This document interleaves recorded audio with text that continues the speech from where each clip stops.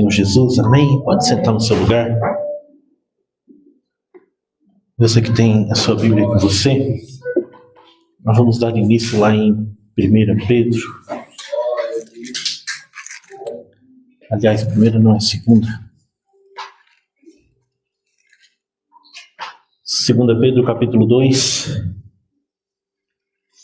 O versículo é o primeiro mesmo. 2 Pedro 2, versículo 1. O passado foi lido ali em Mateus 24, né, os sinais do fim dos tempos. Por repetidas vezes, Jesus ali ele cita sobre o engano. E a gente está num tempo onde a gente precisa vigiar muito. Por quê? Satanás ele não faz muita força para nos tirar da igreja. É mais fácil ele nos enganar dentro da igreja. A gente achar que está tudo certo, que a gente está no caminho, que a gente está buscando. E lá no final, Jesus ele já deixa bem claro que muitos vão ser pegos de surpresa. Senhor, mas, sabe, eu orava, eu curava, eu pregava, eu falava outras línguas, Senhor, eu operava milagres. Essas pessoas, elas tinham consciência que estavam caminhando para o inferno? Não, elas estavam achando que no final elas iam aonde? Ser salvo. Sabe, eu estou curando, eu estou operando, sabe? Deus está operando milagres através de mim, está tudo certo. Aí chegar no final ele diz assim, ó, nunca te conheci. Por quê? Porque viveram um engano. A gente começa muitas vezes a se enganar a si mesmo. É o que Tiago ele fala, né? O homem que ouve a palavra, mas não pratica, engana-se a si. O engano começa com a gente mesmo se enganando. Aí depois que a gente mesmo já está se enganando, a gente começa a dar mais atenção às vozes enganadoras. Porque daí a gente começa a dar mais atenção àquela palavra que, sabe, que vem e enche o nosso ego. E aqui em 2 Pedro 2:1, ele diz assim, ó, assim como no meio do povo surgiram falsos profetas, assim também haverá entre vós falsos mestres, os quais introduzirão dissimuladamente heresias destruidoras, até o ponto de renegarem o soberano Senhor que os resgatou, trazendo sobre si repentina destruição. E muitos seguirão suas práticas libertinas, e por causa deles será infamado o caminho da verdade. Também, movidos por avareza, farão comércio de vós, com palavras fictícias. Para eles o juízo lavrado a longo tempo não tarda, e a sua destruição não dorme. Pedro já está alertando o povo que, assim como no passado surgiam falsos profetas e falavam, né, que Deus ia fazer o bem para o povo, que quando algum profeta de Deus repreendia o povo, porque a função dos profetas antigamente sempre era o quê? Repreender. Eles denunciavam ao povo seu pecado, a sua transgressão, e eles muitas vezes, maioria das vezes, eles anunciavam que se o povo não se arrependesse, eles receberiam um castigo. Aí surgia um falso profeta, não, porque Deus não vai fazer isso. Deus vai erguer o povo, Deus vai abençoar o povo, Deus vai enriquecer, Deus vai trazer bênção. E o povo ia sempre atrás de quem? Os falsos profetas. Por quê? Porque a palavra era mais agradável. Se a gente parar para observar hoje, que tipo de palavra agrada a gente? A palavra que manda a gente se converter, se arrepender? Não. Quando a gente ouve uma palavra falando sobre conversão, sobre arrependimento, não nos agrada. Às vezes a gente pensa assim, poxa, eu estou tanto tempo na igreja, eu estou me esforçando tanto para fazer o que é certo, me arrepender do quê? Irmão, a gente ainda aborrece tanto a Deus. É que Deus vê aquilo que o homem não consegue ver. Às vezes, diante dos homens, a gente já está excelente. Os homens olham para a gente e dizem, nossa, que pessoa incrível. Né? Nossa, você já deve ter alguém falado para você, nossa, que bom ficar perto de ti. É uma pessoa tão boa. Só que Deus, quando Ele vê a gente do avesso. Ele vê que muitas vezes a gente até fez o bem, mas lá dentro de nós, ainda há, sabe, o mal. Às vezes a nossa prática, ela até mudou, mas em nosso interior ainda há ira, maldade. Deus, Ele sabe o que se passa no nosso pensamento lá fora durante o nosso dia. Quantas vezes a gente é tentado, como foi falado no culto passado, não é por Satanás, é pela nossa própria concupiscência. Você sofre tentações lá fora? Ah, é Deus provando a gente? Não. Ele não é tentado pelo mal e Ele mesmo também não tenta a ninguém. É o diabo? Não. É a nossa própria cobiça. Porque a gente é tentado por aquilo que a gente é fraco, sim ou não? E por que a gente é fraco naquilo? Porque é o que a gente deseja. Cada um tem uma área, uma fraqueza. E naquilo que nós desejamos, nós somos diariamente tentados. Satanás, ele até pode pôr em destaque aquilo que a gente gosta. Mas o real motivo da gente sofrer a tentação é porque a gente gosta. Porque se a gente não gostasse, o fato de Satanás mostrar pra gente, ou pôr diante de nós, não faria diferença. E Deus, quando Ele olha pra gente, Ele nos vê exatamente assim, do avesso. Ele vê os nossos pensamentos. Ele vê que muitas vezes a gente falou para alguém que a gente perdoou esse alguém, mas Ele olha para dentro e Ele sabe que muitas vezes a gente nem perdoou ainda. Continue assim, continue não, eu te perdoo. Por quê? O coração, ele vai se alimentando daquilo que a boca está o quê? Produzindo. Mas Deus sabe que muitas vezes a gente está contrariando aquilo que está dentro do nosso sentimento. Que a gente ainda não é aquela flor bonita que a gente muitas vezes mostra.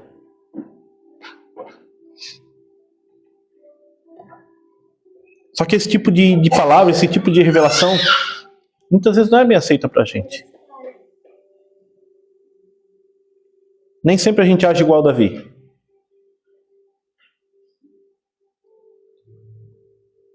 Às vezes a gente até age igual a Davi quando o assunto é os outros, né? Que foi o que ele interpretou primeiro, né? Foi lá um jovem, tinha e ele de pronto, não, porque nós temos que pegar, ele tem que ser punido de morte. Vamos matar esse cara. Olha, mas esse cara é tu. Ele tem uma atitude que é de fazer o quê? Se arrepender. Você já leu os salmos que ele escreveu falando sobre pecado? Salmo 51, quem lembra? Ele fala que ele foi concebido já em pecado me concebeu a minha mãe.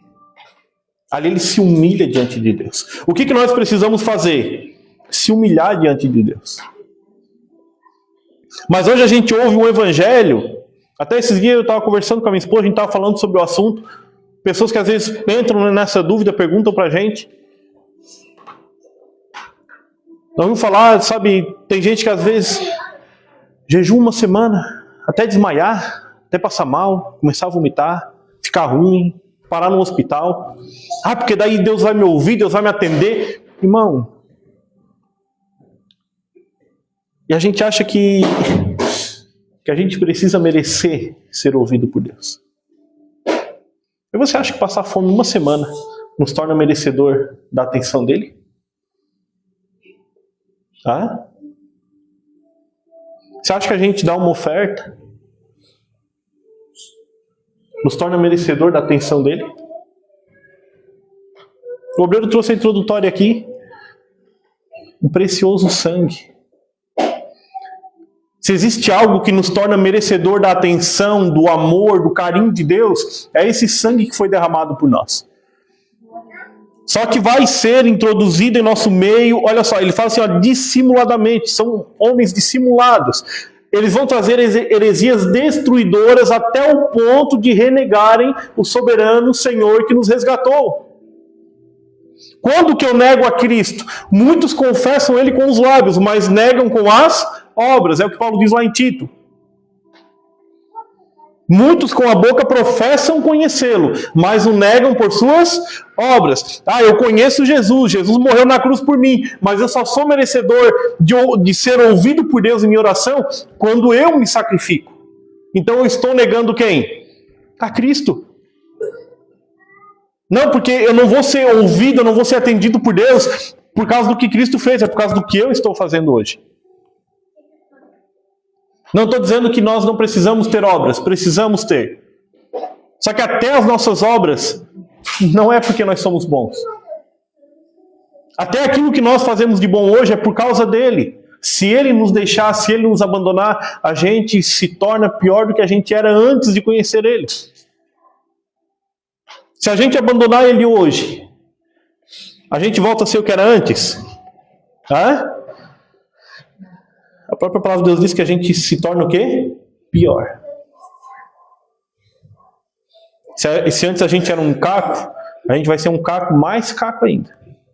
Se antes a gente era um mentiroso, vai ser um professor dos mentirosos.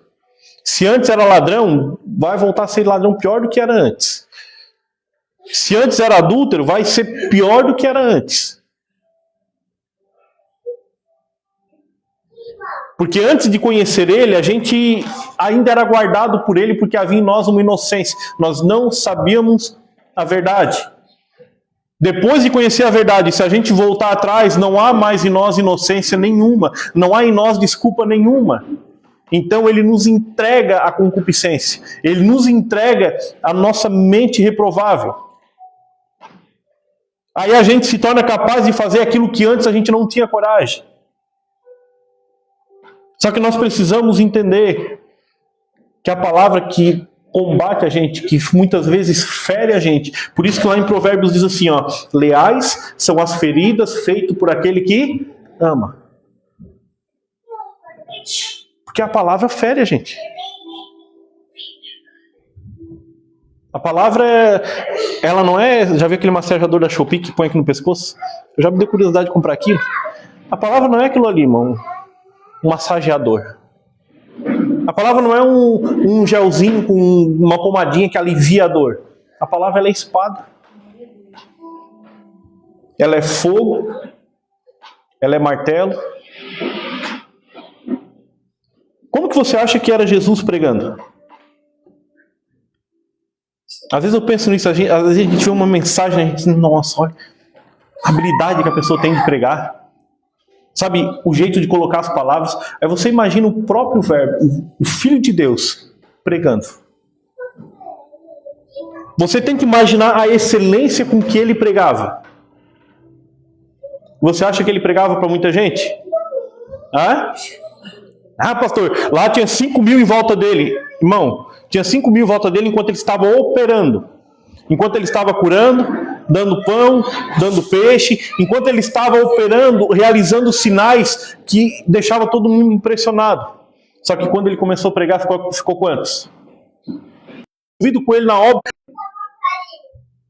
Aí os dos 12 se preocuparam, mestre, esse discurso é muito duro, a tua palavra é muito dura. Como eu vi o pastor Juliano Som citando uma frase, uma pregação dele, duro não é a mensagem, não é a palavra. Duro é o coração de quem ouve. Jesus se retratou. Ele ficou assim, poxa, eu peguei pesado, né? Por que eu fiz isso? Às vezes a gente faz isso, não faz? A gente assim, né? Na nossa falha, muitas vezes, a gente fica, poxa vida, pessoas não gostaram da palavra. Por que eu preguei isso? Jesus fez isso? Ele olhou para os 12, os últimos que restaram, sobrou só 12. E ele disse, vocês também querem ir?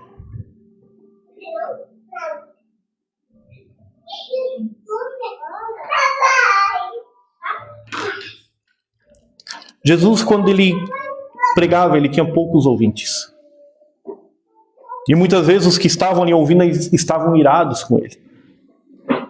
Muitas vezes planejavam matar ele quando ele começava a pregar. Apóstolo Paulo, quando ele pregava, muitas vezes ele apanhava pregando. Ele já apanhou ao ponto de o povo achar que ele tinha morrido, morreu, pronto, desmaiou, caiu ali, se amoleceu todo. Vamos jogar ele para fora. Depois ele acorda e diz, eu preciso voltar. Por que que eles sofriam isso enquanto pregavam? Por que que Jeremias, quando pregava, quando profetizava, era preso?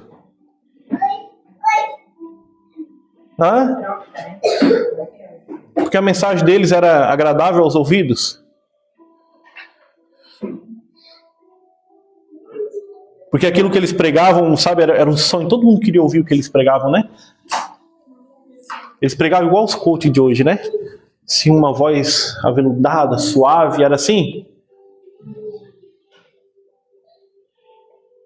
Por que que Isaías foi cerrado ao meio?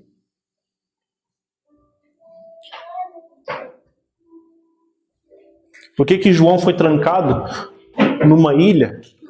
Trancaram ele lá com o objetivo de isolar ele, de não ouvirem mais ele falar. Com o objetivo de ele não conseguir mais ter acesso à população e pregar a palavra. O discípulo do amor. O discípulo que era conhecido por ser doce.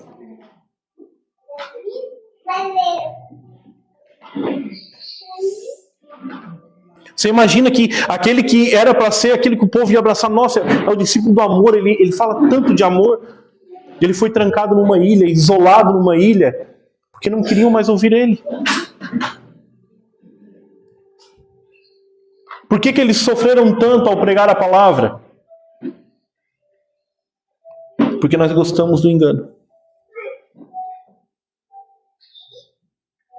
Nós, de nossa natureza, nós preferimos ser enganados do que confrontados. E eu provo para você na palavra. Eu vou até ler na linguagem viva também, lá em Jeremias. Vamos lá comigo. Jeremias capítulo 5 e versículo 26. Depois eu vou ler nessa linguagem viva também, para você compreender bem isso. Jeremias capítulo 5 e versículo 26.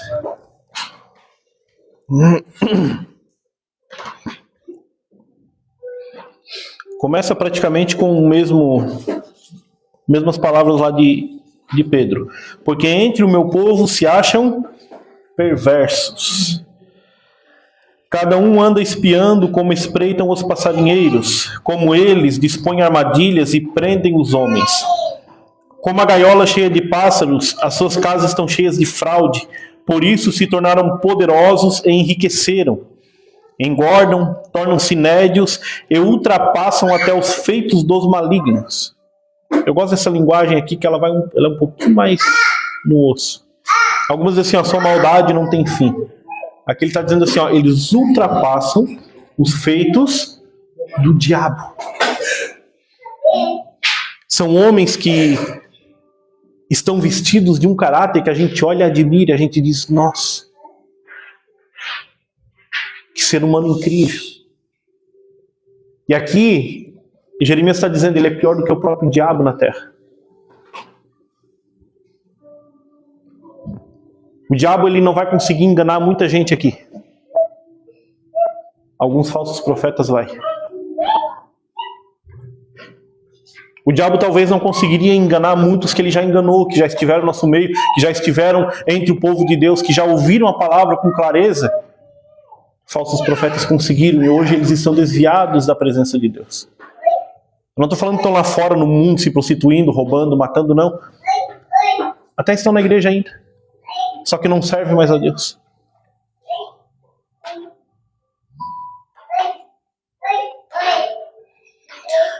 Não defendem a causa dos órfãos para que prosperem, nem julgam o direito dos necessitados. 29. Não castigarei eu estas coisas, diz o Senhor. Não me vingaria eu de nação como esta? Coisa espantosa e horrenda se anda fazendo na terra. Os profetas profetizam falsamente, e os sacerdotes dominam de mãos dadas com eles, e é o que deseja o meu povo. Porém, o que fareis quando estas coisas chegarem ao fim? Nessa linguagem viva, eu vou ler só o versículo 31 aqui.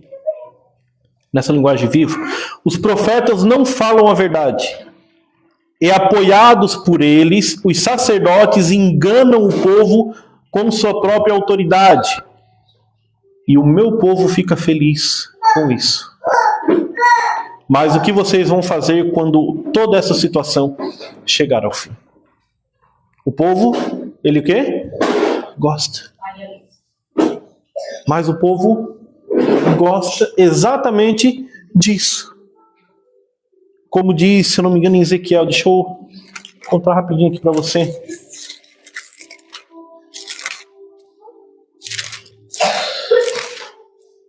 Não lembro se é Ezequiel ou é Isaías.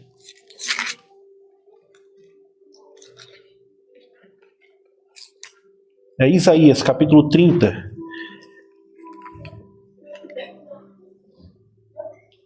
Versículo 9.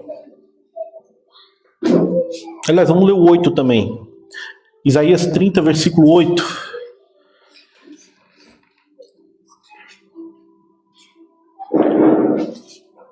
Todos conseguiram encontrar? Isaías 30 e versículo 8.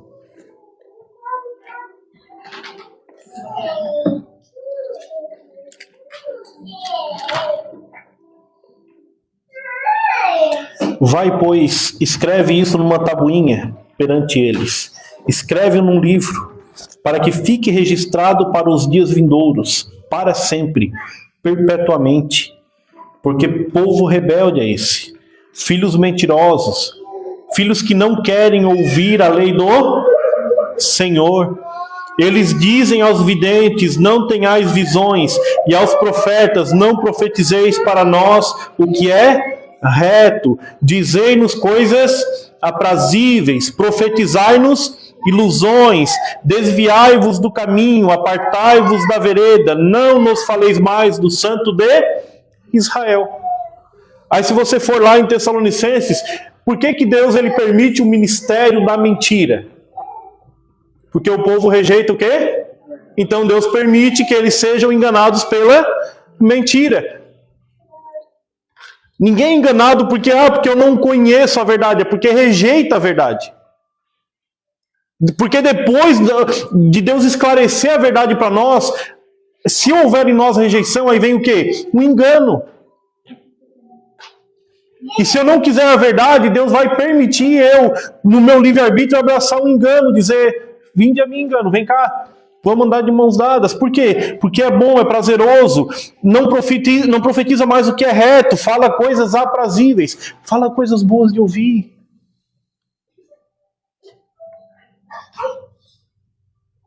E é o que é pregado hoje.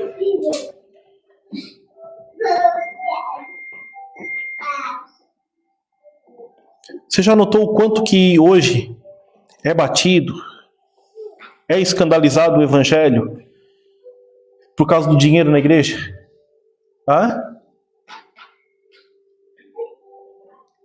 É um escândalo em cima do outro. Eu te faço uma pergunta. As igrejas que sofrem esse escândalo estão falindo? Estão quebrando? Estão se tornando as mais ricas do mundo?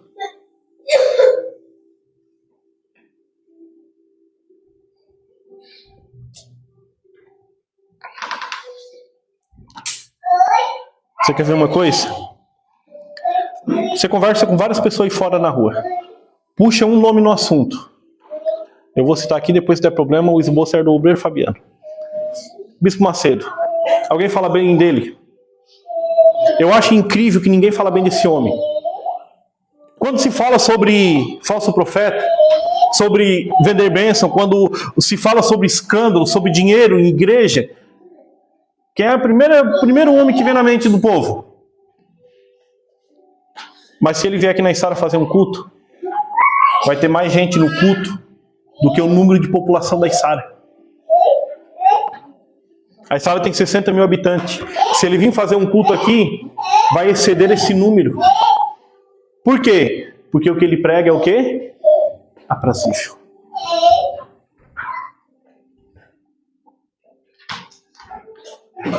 Que é bom de ouvir. Quando a gente ouve alguém pregar a palavra de Deus, os mandamentos de Deus, arrependimento, conversão, a gente fala, eu não vou dar dinheiro na igreja. Mas quando a gente ouve alguém falar assim, ó, se tu der, Deus vai te abençoar, Deus vai te dar em dobro, Deus vai multiplicar, Deus vai te tornar um empresário, Deus vai te levar lá em cima. O povo dá. Para você ser ouvido por Deus, você tem que... Foi pregado isso em 2012 nos Gideões. Foi pregado isso. Uma oferta de R$1.000, se você der R$1.000 para Deus, o que você pedir hoje para Deus, Deus vai te dar. O povo dá. Mas os escândalos, se hoje muitos falam, não, eu na igreja não dou mais nem R$1 por causa dos escândalos, porque que justamente onde tem um escândalo, eles dão. Por causa daquilo que lhe é o quê? Oferecido. Mas quando o evangelho que é pregado fala sobre céu, e para a gente chegar ao céu, a gente precisa o quê? A primeira mensagem falando sobre o céu diz o que para a gente? Arrependei-vos, porque é chegado o quê? O reino. Então, para a gente ser salvo, a gente precisa primeiro ouvir sobre o arrependimento e se arrepender. E se arrepender não é a gente se sentir culpado, dobrar o joelho, sabe, orar, dizer, oh Deus, por que eu não consigo? Não é isso. Isso é remorso. Arrependimento é o que? Arrependimento é conversão. Arrependimento é eu mudar. Porque a Bíblia diz que Deus se arrepende, sim ou não? Diz ou não diz? A Bíblia fala sobre o arrependimento de Deus. Olha, se Deus falar que vai destruir uma cidade, se o povo, sabe, mudar, se o povo se converter, Deus se arrependerá do mal que tentava fazer, Deus ele vai se arrepender do castigo que ele estava planejando fazer e vai mudar a sorte do povo. Fala isso ou não fala? Então arrependimento não é remorso, porque Deus sente culpa? Não, porque ele não tem culpa. Deus ele é perfeito. Então ele não sente remorso. Quando fala sobre arrependimento na Bíblia, não está falando sobre aquele sentimento que a gente tem de culpa, que depois a gente se levanta e continua na mesma coisa. Isso é remorso. O remorso dura só um momento. O arrependimento não. Ele me muda, me transforma com o passar dos dias. Porque o arrependimento é mudança, é conversão. E nós precisamos nos arrepender. Por quê? Porque é chegado o reino do céu. E para a gente ser salvo, para a gente ir para o céu, a gente precisa se arrepender. Por que está crescendo tanto a mentira, o engano? Porque Jesus, ele, lá em Mateus 24, ele vai falar sobre o fim dos tempos. Só que ele vai falar repetidamente sobre engano. Virão falsos profetas e enganarão a muitos. Muitos virão em meu nome dizendo eu sou o Cristo e enganarão a muitos. O engano é o que está mais presente no fim dos tempos. É o que vai crescer mais. Ainda, olha só, o evangelho vai se espalhar por toda a nação. Todo mundo vai ter acesso à palavra de Deus. Mas ao mesmo tempo, diz que a maioria, ou quase todos, se desviarão da palavra. E por quê? Porque não querem mais ouvir a verdade. Paulo disse para Timóteo, Timóteo, prega, instrua, corrija, repreenda, com toda paciência e doutrina, porque haverá tempo em que não suportarão a sã doutrina, muito pelo contrário. Diz assim, ó, eles vão se cercar de mestres que falem aquilo que eles querem ouvir. Eles vão se recusar em ouvir a verdade e vão se entregar às fábulas. O que é fábula? Fábula é mentira. Fabular significa mentir, enganar. Quando uma história é uma fábula, significa que aquela história é uma mentira, não aconteceu. Por exemplo, um exemplo de fábula, Saci Pererê, quem lembra? A gente crescia acreditando que, quando eu era pequenininho, eu acreditava que existia o Curupira, né? Às vezes a gente ficava até com certo medo de algumas coisas, de sair sozinho de noite, beira de mato, né? Vai que na beira do mato eu acho Curupira. Mula sem cabeça. Isso é uma fábula. O que é isso? É uma invenção do ser humano. Alguém inventou isso e se espalhou. Mas depois que a gente cresce, a gente continua acreditando nas fábulas? Hã? O que falta no povo é isso, é crescer, é amadurecer na palavra. Porque a partir do momento que a gente amadurecer, que a gente se tornar adulto na palavra, a gente não vai mais acreditar em fábula. Paulo, aliás, o livro de Hebreus lá, o povo de Hebreus ele é repreendido duramente. Por quê? atendendo ao tempo decorrido, quando vocês já deviam ser mestres, vocês têm necessidade novamente de ouvir falar dos princípios elementares da palavra, mas vocês não são adultos amadurecidos, vocês são como crianças ainda.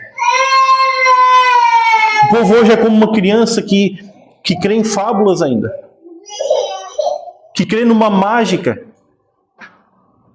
Sabe, eu vou pegar uma caneta aqui, eu vou abençoar essa caneta, eu vou ungir ela, eu ia até pegar, eu tô com essa mensagem, sabe, eu ia até pegar uns exemplos. Eu ia fazer um que a gente fazia, irmão, que pensa numa estupidez. Pensa numa estupidez. Alguns pastores fazem isso até hoje. Pega um algodãozinho, molha num suco de uva. Quantos algodãozinhos dá para molhar numa garrafa de suco de uva? De R$20. Na promoção tem por 13 pílulas uma garrafa de suco de uva. Quantos algodãozinhos você molha numa garrafa de suco de uva? Hã? Aí molha aquele algodãozinho no suco de uva, põe dentro de um plastiquinho e daí começa a chamar o povo. Não é venda, não estamos vendendo. Você vai dar uma oferta e vai pegar o plastiquinho. Olha o jogo psicológico que joga na mente da pessoa. Aí começa lá com 10 mil. Baixa para 5 mil. Vai indo. No final tá saindo custando 10 pila o plastiquinho, que já é caro, né? Porque é só uma gotinha de suco, irmão. Um algodão. Você vai chegar em casa, você vai ungir a porta da tua casa. Aí vai lá para... Né, o povo no Egito passou lá o sangue do cordeiro e o anjo da morte. Qual é o sangue que traz libertação para nossa casa hoje? Qual é o sangue que protege o nosso lar hoje da morte? Aí nem é sangue, irmão, é suco de uva. Suco de uma fruta. Aí muitos pegam uma caneta. Eu já vi também, já tive caneta ungida de casa. Se bobear tem até hoje, jogado por aí. Pastor, unge a caneta custa quanto essa caneta dessa? R$2, R$3? Dessa caneta, depois da unção, ela vale 1.000. Hã? Você acha que já fez um negócio bom? Peguei um produto, vendi bem, né? Irmão, por que você não... A gota do milagre, né? Agora tem uma gota de água, irmão. O grão de feijão, já viu o grão de feijão? Aí você vai plantar aquele grão, vai botar num potinho, vai umedecer aquele potinho. Quando aquele grãozinho brotar, tu vai ser abençoado. Se fosse aquele até dava, né? O feijão lá do João, o João e o pé de feijão. Mas não, nem é... quando o feijãozinho brotar... Irmão, olha o tipo de fábula que o povo está acreditando, que o povo está fazendo, está praticando. Você vai pegar uma caneta ungida, sabe? Você vai ungir a caneta, aí você tem algo muito importante para fazer, vai lá no banco, assinar um contrato, assina com essa caneta aqui que vai dar certo. Deuteronômio 28 diz o quê? Se ouvires a voz do Senhor, tendo cuidado de guardar os seus mandamentos. Você sabe quais os mandamentos, sim ou não? Tendo cuidado de guardar os seus mandamentos, que hoje te ordeno. Então, virão sobre ti e te alcançarão todas as... Bendito serás na cidade, bendito...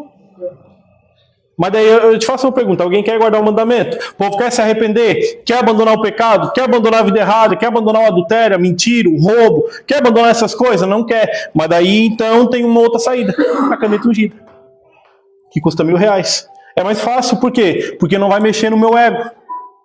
Eu vou poder continuar com a minha vidinha, eu vou poder continuar não pertencendo a Deus, eu vou poder continuar sendo miserável diante de Deus, alguém que nem sou conhecido por Deus, mas eu tenho uma magia. Pastor, mas às vezes acontece, sabe, dá certo, um irmão lá contou o testemunho. Acontece, irmão. Você nem viu nada ainda. O anticristo, quando ele aparecer, irmão, ele vai fazer cair fogo do céu. Isso ainda é pouco ainda. Um testemunho convence a gente de que aquilo é verdade? Hã?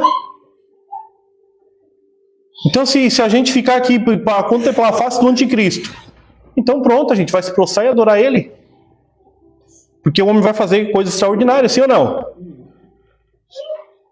Ele vai, irmão, vai acontecer coisas espirituais na vida daquele homem. Ele vai mostrar coisas grandes para o povo. Um homem que vai dominar, vai ter um domínio sobre as nações. Poder sobrenatural, vai fazer coisas sobrenaturais. Ah, mas o fulano lá era pobre e enriqueceu porque fez a fogueira santa. Ele enriqueceu porque ele parou de fazer a fogueira santa. Porque se ele tivesse todo ano fazendo, ele estaria pobre até hoje. Pelo menos fazer a fogueira santa como é pregado, como a gente fez algumas vezes, que era dar tudo que tinha, nunca vai enriquecer. Não tem como. Hã? O que deu testemunho que prosperou é porque parou. Ele parou de fazer. Ele não fez. E você já viu os que pregam fazer? Hã? Agora o evangelho é só para quem ouve fazer ou para quem prega também? É para quem prega, é para todos. Todos devem fazer e obedecer. Todos dependem da obediência daquilo que está pregando para ser salvo. Por isso que Paulo diz, eu esmurro meu próprio corpo e o reduzo à servidão, para que eu, pregando a outros, não venha eu mesmo ser desqualificado. Aí como que o evangelho é pregado e somente quem está ouvindo é praticante? Quem está pregando, não. Você já notou que eles são como deuses diante do povo? O Macedo até falou para os seus pastores, né? O praticante faz, mas quem prospera. Esse Macedo falou para um grupo de pastores, vocês não podem transparecer fraqueza para o povo. Vocês têm que ser o super-herói do povo. Vocês não podem se mostrar fracos, vocês têm que, ser ousados. E é realmente essa imagem que o povo tem. Nossa, o cara é um super cara. Aí quando vem alguém pregar o evangelho, dizer que precisa se arrepender, precisa mudar, precisa se converter, e ele dizer, eu também preciso me arrepender, preciso mudar, eu também preciso desse evangelho, eu também preciso praticar exatamente isso para mim ser salvo. Aí a pessoa olha e diz, está na mesma situação que eu? É exatamente isso. Nós estamos na mesma situação.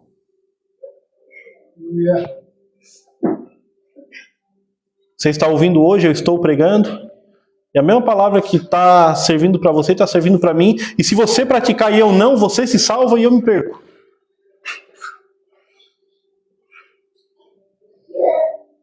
Eu vi pastor Luiz Hermínio, se não me falha a memória, falou sobre isso. Perguntaram para ele, o senhor vive tudo que o senhor prega? Ele assim, não. Ele assim, o que eu prego é maior do que eu. A gente prega sobre quem aqui? Jesus. A gente é igual a ele? Então nenhum de nós aqui pregamos, vivemos tudo que pregamos. Não tem como. A gente prega sobre santidade sem a gente ser santo. A gente é um pecador miserável. A gente prega sobre ter a mente limpa, mas nós não temos. Porque muitas vezes a nossa mente vira uma bagunça no nosso dia a dia. A gente prega sobre não desistir, mas às vezes a gente quer desistir. A gente prega sobre não voltar atrás, mas às vezes a gente quer voltar atrás. Nós não pregamos para você algo que nós não vivemos. Quando se fala em fraqueza, mas quando se fala em santidade. Quando se fala em santidade, a gente prega aquilo que Jesus viveu. Não o que nós vivemos. O nosso alvo é quem? Você deve se espelhar em quem? Jesus. Paulo disse, sejais meus imitadores, assim como eu sou. Me imite naquilo que eu acerto. Mas não me imite naquilo que eu erro. Se você conviver comigo, você vai ver falhas, vai ver erros.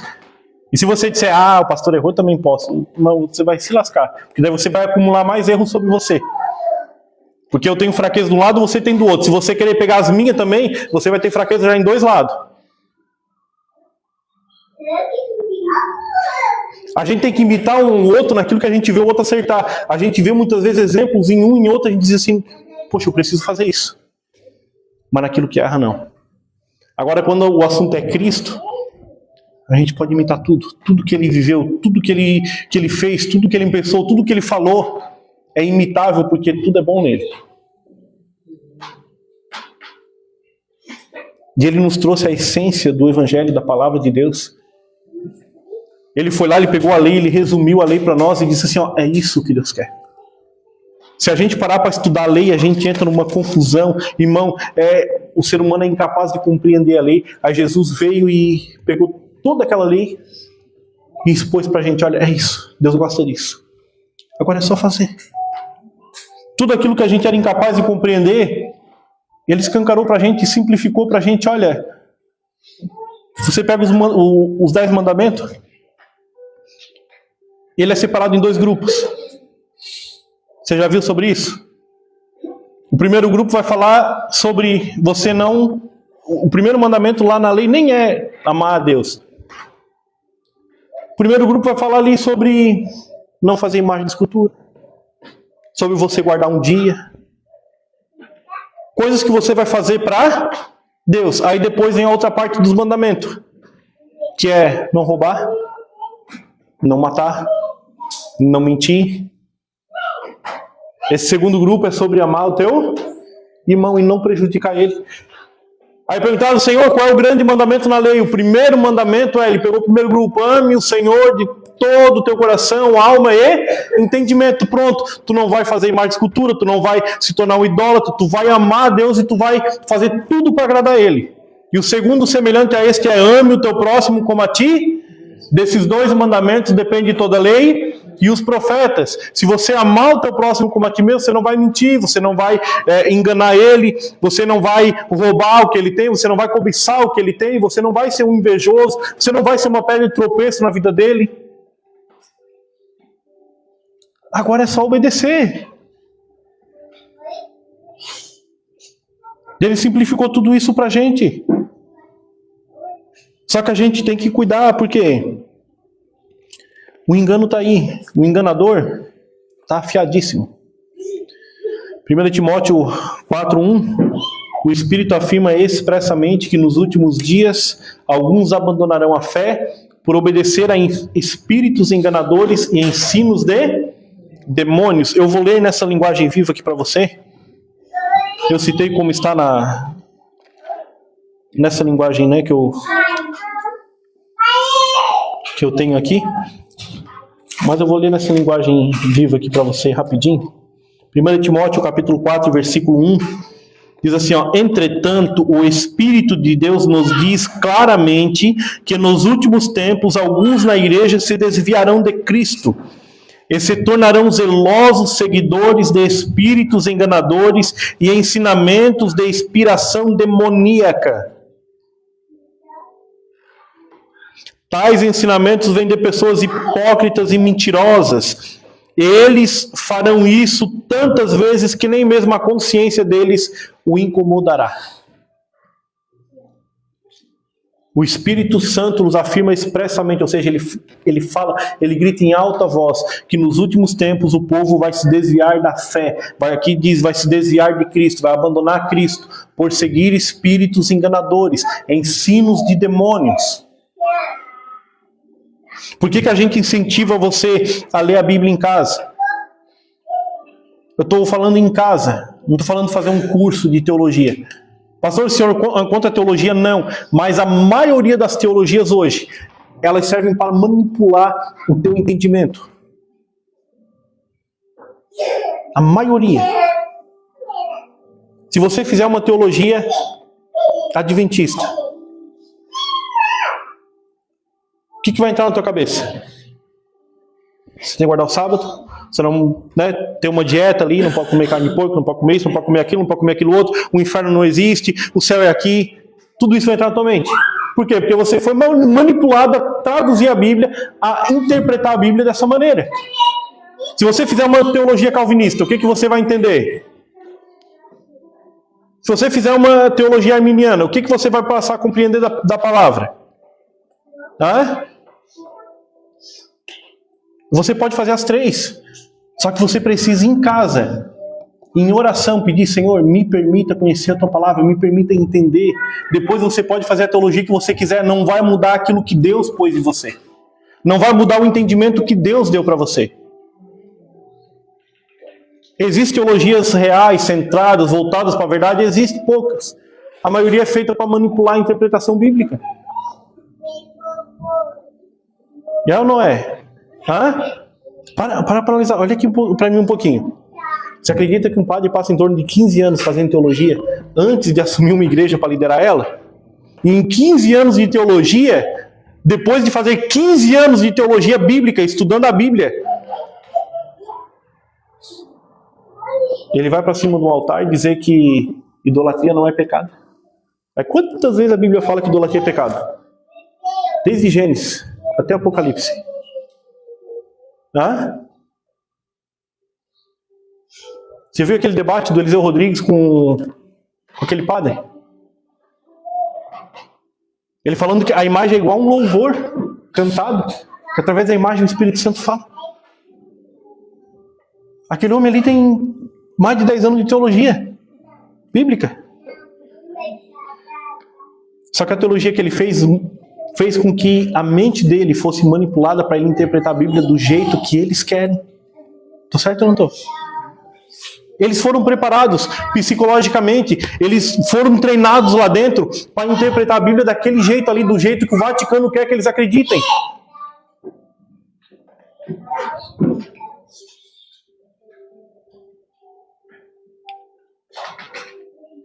Se você for fazer uma teologia na Universal, daqui a pouco você vende tua casa, teu carro, passando tudo, daqui a pouco você vai vender tudo. Loja, carro, casa, tudo, para botar num propósito, acreditando que Deus vai dar mais.